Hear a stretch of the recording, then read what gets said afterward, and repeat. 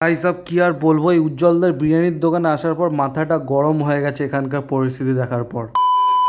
তো hello guys, welcome to my channel. আমি অর্ঘদীপ রয়, আর আমি আজকে যাচ্ছি বিরিয়ানি গ্রামে, মানে মধ্যম গ্রামে। হ্যাঁ, ওখানে তো শুনছি পাড়ায় পাড়ায় নাকি বিরিয়ানির দোকান খুলছে, তাই তো চটপট করে চলে এলাম হচ্ছে সোনারপুর স্টেশনে। টিকিট কাটা হয়ে গেছে, চলো এখানে আয়ুষদার সাথেও দেখা হয়ে গেছে। ব্যাস, এবার ট্রেন বাবাজিও ছেড়ে দিয়েছে, আর দেখতে দেখতে চলে এলাম হচ্ছে শিয়ালদা। এবার তো শিয়ালদা থেকে ট্রেন চেঞ্জ করে ওই রুটের ট্রেন ধরতে হবে। আর ভাই সাহেব কি বলবো, ওইদিকে রুটের ট্রেন নাকি সেই শিয়ালদার সেই 10 নম্বর প্ল্যাটফর্মে দিয়েছে, সেটা সে কোন চুলোয়। যাই হোক, ফাইনালি ট্রেনে উঠে পড়েছি, আর 5 মিনিট পর দেখলাম ট্রেনটাও ছেড়ে দিল। দেখো, আজকে বেরিয়েছি মেনলি উজ্জ্বলদার বিরিয়ানির দোকানটাই টার্গেট করে। এবার দেখি কিরকম হয় সেখানকার বিরিয়ানি। আর দেখতে দেখতেই পৌঁছে গেলাম হচ্ছে মধ্যম গ্রামে। বনগা লোকালের 500 কোটি ভিক্টেলে চলে এসেছি আমার মধ্যমগ্রাম স্টেশনে। আমি আর আইসদেবিলে এবার যাচ্ছি উজ্জ্বলদার দোকানে। ফাইনালি গুগল বাবাজি আমাদের পথ দেখিয়ে নিয়ে এলো হচ্ছে উজ্জ্বলদার বিরিয়ানি সেন্টারে, যেটা কিন্তু মধ্যমগ্রাম স্টেশনের একেবারে কাছেই অবস্থিত। আর গিয়ে দেখি ভাই সাপ কি লাইন, ভাইরাল দোকান, লাইন তো হবে, এটাই তো এক্সপেক্টেড। আর ওখানে দেখলাম উজ্জ্বলদাও ঘোরাঘুরি করছে, তাই আমরাও দাঁড়িয়ে পড়লাম হচ্ছে বিল কাটার লাইনের জন্য। হ্যাঁ, এখানকার নিয়ম হচ্ছে প্রথমে তোমাদের আগে বিলটা কাটতে হবে, তারপর তোমরা পাবে হচ্ছে বিরিয়ানি, সে তোমরা বসে খাও বা পার্সেল করো। আর এদিকে তো আমি আয়ুষদাকে লাইনে দাঁড় করে দিয়ে চলে এলাম একটু বিরিয়ানির ভিডিও করার জন্য। আর এই দেখো, 1 কেজি ঘি পুরো একটা বড় বিরিয়ানির হাঁড়ির মধ্যে ঢেলে দিল। হ্যাঁ, এই 1 কেজি ঘি ঢালার জন্য কিন্তু মেনলি ভাইরাল হয়েছিল এই দোকানটা। উড়ে বাবা, এ তো কি চাপেও ঘি ঢেলে দিচ্ছে। কিন্তু কি ভাই, ফিরে এসে দেখি লাইন যেখানে দিয়েছিলাম ঠিক সেখানেই লাইন আছে।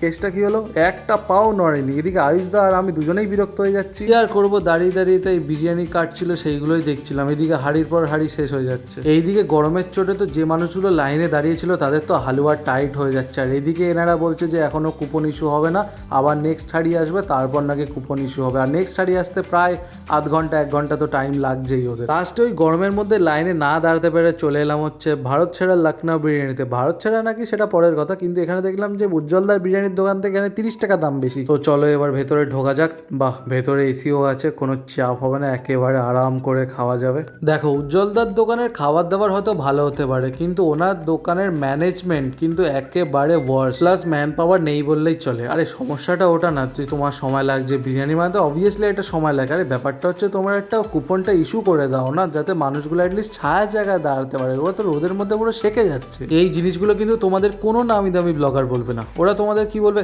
আহা ওহো ওহ বিরিয়ানি কি টেস্ট, ও ঝরে ঝরে পড়ছে, খুলে খুলে পড়ছে, এইগুলোই বলবে। যাই হোক, এই লখনৌ বিরিয়ানির দোকানের নামটাও কিন্তু অনেকে তোমরা শুনেছো। হ্যাঁ, ওই খিদিরপুরের খাসি, একেবারে ঠিক ধরেছো। আর এটাও হয়তো তোমরা অনেকেই শুনেছো যে এই উজ্জ্বলদার বিরিয়ানির সাথে কিন্তু এই লখনৌ বিরিয়ানির একটা বেশ হাড্ডাহাড্ডি টক্কর আছে, আর প্লাস ঝামেলাও আছে। যাই হোক, এবার বিরিয়ানিতে ফোকাস করা যাক। দেখো, বসার সাথে সাথে কিন্তু চলে এসছে আমাদের বিরিয়ানি। দেখতেই পাচ্ছ আলুটাও বেশ বড় দিয়েছে, আর মাটনের পিসটা ওহো কতটা বড়। সব থেকে বড় কথা, বিরিয়ানিটা থেকে একটা দারুণ স্মেল আসছে, ওটাতেই তো আমার পুরো ঘ্রাণও অর্ধেকা ভোজানো হয়ে গেল। আর এদিকে তো আয়ুষদার প্লেটও ফাঁকা হয়ে গেল। হ্যাঁ, এখানে তো আনলিমিটেড আলু আর রাইস, বসে খেলেই পাবে, পার্সেলে পাবে না। কিন্তু একটা কথা আমি বলতে বাধ্য হচ্ছি, বস, মাটনের কোয়ালিটি আছে, মানে সলিড খেতে একেবারে। তো মাটনের টুকরো নিয়ে রাইসের ওপর দিয়ে আলু দিয়ে মেখে মুখে পুড়তেই তো ওহো পুরো স্বর্গ একেবারে। তার সাথে নিয়েছিলাম হচ্ছে 90 টাকা দিয়ে চিকেন চাপ। যদিও এটা চিকেন চাপ ছিল না, একটা টাইপ অফ রেজালা ছিল, একটু মিষ্টি মিষ্টি খেতে।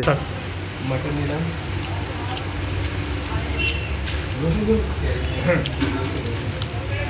এটা সত্যি খিদিরপুরের কাছে। দেখো, সত্যি খিদিরপুরের খাসি কিনা সেটা তো আয়ুষদা প্রুফ করেই দিল। যাই হোক, এবার আসি বিরিয়ানির টেস্টের কথা। দেখো, রাইস কিন্তু একেবারে ঝুরঝুরে দারুণ একটা ফ্লেভার আসছে ঘিয়ের, নো ডাউট। তার সাথে মাটনটা একেবারে সফট, মানে মুখে দিলেই মিলিয়ে যাচ্ছে। তার সাথে যদি আমি আলুর কথা বলি, দেখো আলুটা কিন্তু একেবারে ভালোভাবে সেদ্ধ হয়েছে, প্লাস ভেতর অব্দি মশলা ঢুকেছে। আর কোনো রকম কিন্তু আমি আতরের উগ্র গন্ধটাও পাইনি। তো একেবারে সত্যি কথা বলছি, জবরদস্ত লেগেছে। হ্যাঁ, চাপটা একটু আমার খারাপ লেগেছে, বাট বিরিয়ানিটা কিন্তু একেবারে টপ ক্লাস লেগেছে। প্লাস এনাদের সার্ভিসটাও আমার খুব ভালো লেগেছে। মানে বারবার এসে বলছে, দাদা আলু লাগবে কিনা বলবেন, দাদা রাইস লাগবে কিনা বলবেন, আর চাওয়ার সঙ্গে সঙ্গে কিন্তু দিয়ে যাচ্ছে ওনারা। দেখো, সবশেষে আমি একটাই কথা বলতে চাই, যে কোথাও 1 ঘন্টা ধরে লাইনে না দাঁড়িয়ে থেকে 1 ঘন্টা ধরে যদি কোথাও তুমি বসে খাও, সেটাই আমার মধ্যে বেটার হবে। এইবার তোমাদের কি মতামত সেটা তো তোমরা আমাকে কমেন্টেই বলবে। চলো, খাওয়া দাওয়া হয়ে গেছে, বিল পে করাও হয়ে গেছে, এবার যেতে হবে হচ্ছে বাড়ি। যাই হোক, এই লখনৌ বিরিয়ানির টেস্টটা কিন্তু আমার ব্যাপক লেগেছে, নো ডাউট। কিন্তু উজ্জ্বলদার দোকানের থেকে এই জিনিসটা আমি এক্সপেক্ট করিনি একেবারেই। আর ব্লগারগুলো ভাই সাহেব তোমরা নামি দামি ব্লগার হয়ে যদি সত্যিটা না দেখাও মানুষকে, কি আর বলবো। আর সবশেষে তোমাদের কাছেও কিন্তু আমি একটাই রিকোয়েস্ট করবো যে প্লিজ আমার চ্যানেলটা তোমরা সাবস্ক্রাইব করে দাও, যাতে আমি এরকম সত্যি সত্যি জিনিস তোমাদের কাছে একেবারে ধরে তুলতে পারি। ওকে, তো প্লিজ তোমরা আমার চ্যানেলটাকে সাবস্ক্রাইব করে দাও আর ইনস্টা ফলো করতে আমার ইনস্টা আইডি হচ্ছে বং রয়। তো যাই হোক, তোমরা সবাই ভালো থেকো, সুস্থ থাকো। Till then, tata.